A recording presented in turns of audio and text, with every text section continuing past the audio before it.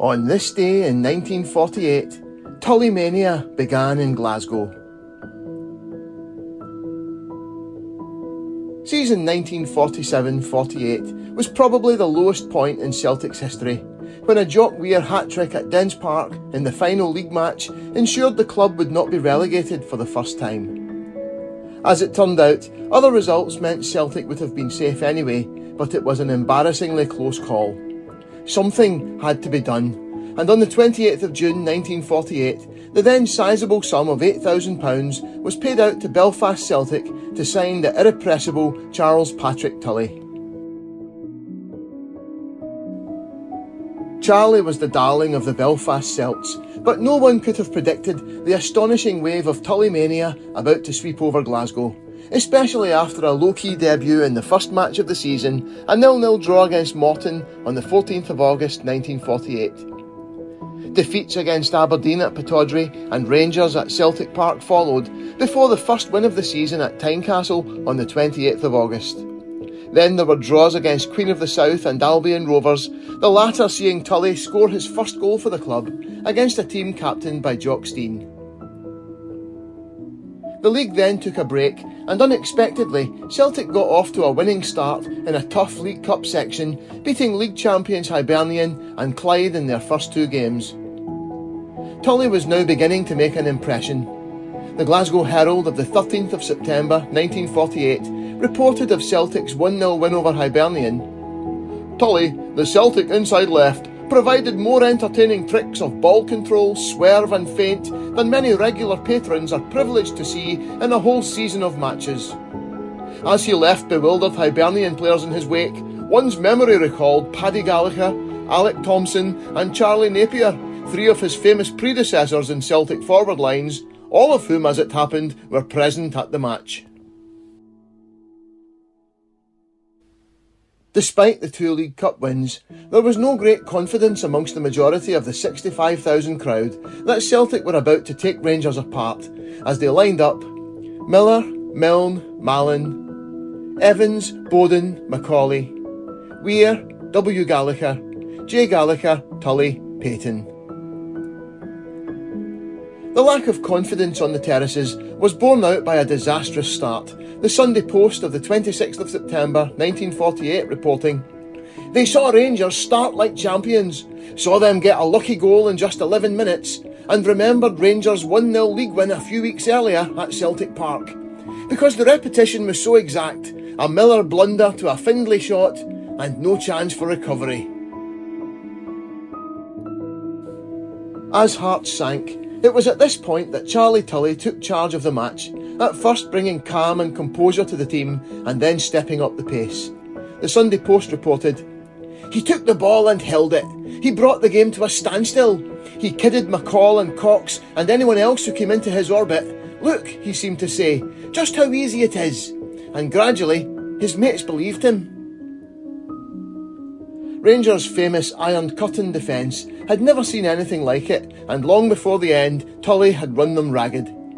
Under the headline, "Tully bewilders Rangers," the Glasgow Herald of the 27th of September 1948 was unstinting in its praise. "There were occasions on Saturday on which the Irishman beat three would-be tacklers in the space of as many yards, and each time by a different manoeuvre. His artistry was almost tantalising, though that did not excuse several of the lunges made at him. His temperament was ideal too, for he accepted the free kicks in his favour and made no attempt to gain personal redress other than by continuing to baffle his adversaries." Tully engineered the moves for the sons of two famous fathers to overhaul Rangers' lead by half-time. Jackie Gallagher was the son of legendary Newcastle United and Scotland centre-forward Hughie Gallagher. The Sunday Post reported on the 26th of September 1948, "In 34 minutes, he ripped the Ibrox defence wide open with a glory pass to Payton. Jackie Gallagher was all alone when he rammed the cross home. A linesman wagged offside, but I'm sure he was wrong, and Rangers didn't protest." Next, Willie Gallagher, the son of Peerless Patsy, with his father in the stand to witness it, put Celtic 2-1 ahead, the Sunday Post reporting, 10 minutes later, Charlie did it again, with the cutest of headers that sent Willie Gallagher tearing through. Once more, Bobby Brown was quite helpless. That was half-time, and we started to talk of how good this Tully chap was. We hadn't seen anything. Having failed to boot Tully into submission in the first half, none of the Rangers defenders would go near him for fear of humiliation in the second. The Sunday Post wrote, "Every time Tully got the ball, there'd be 3 Ibrox men there with him, and not one of them willing to risk the tackle." The scoring was completed on 69 minutes, when, following a stramash in the box, Rangers could only clear to the 18-yard line, from where Jock Weir lobbed home. Rangers protested furiously that a prone Johnny Payton, lying injured on the byline, had been offside, but the referee refused to even consult his linesman. This may have had a bearing on his decision to rule out a 4th goal for Celtic almost immediately after, the Sunday Post reporting, "A minute later, the ball was again in the Rangers' net, and again because the Pied Piper from Belfast had whistled the whole Rangers defence into his train.